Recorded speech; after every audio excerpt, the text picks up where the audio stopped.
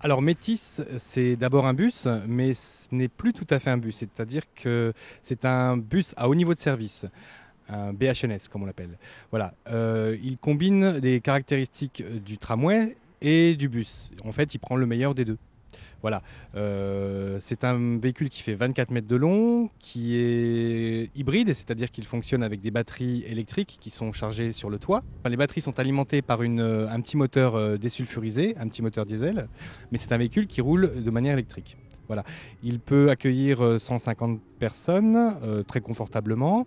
Il a deux essieux, c'est-à-dire que les roues avant et les roues arrière tournent en même temps, ce qui lui permet d'avoir un rayon de braquage très satisfaisant, notamment quand il arrive en secteur urbain. Moi, c'est l'esthétique, le confort, l'accès handicapé, et puis on verra quand il sera en place. La couleur a changé, la couleur est magnifique. Hein.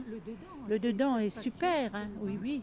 Alors, visiblement, les gens sont impressionnés par les dimensions de ce véhicule qui fait 24 mètres de long, donc c'est quelque chose d'unique. Hein.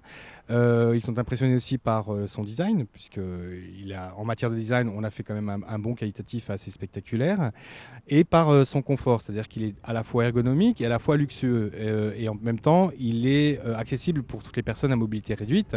Vous avez notamment des palettes hein, qui s'adaptent sur le quai pour faciliter l'entrée des personnes à mobilité réduite, et des fauteuils roulants, des poussettes. Voilà. On rentre à plein pied pour les handicapés.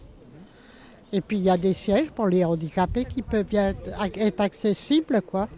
Déjà rien que déjà pour la sécurité du chauffeur, déjà j'ai trouvé ça déjà bien pour le chauffeur. Parce qu'avec tout ce qu'on voit, les attaques, les agressions, tout ça pour le chauffeur, moi je dis déjà c'est bien. Alors en ce qui concerne les travaux pour Métis, on est dans la dernière ligne droite, en tout cas pour ce qui est des travaux lourds. Là, on est en train de travailler sur les plateformes, hein, sur les 18 km du tracé Métis. À la fin de l'année et au début de l'année 2013, on passera à des travaux de surface qui sont beaucoup moins impactants, c'est-à-dire qu'on va travailler sur les mobiliers urbains, les aménagements paysagers. Donc la circulation sera beaucoup plus fluide en début d'année prochaine. Donc voilà, là c'est encore la période la plus lourde du projet. Effectivement, beaucoup de perturbations, beaucoup de déviations, mais c'est la dernière ligne droite.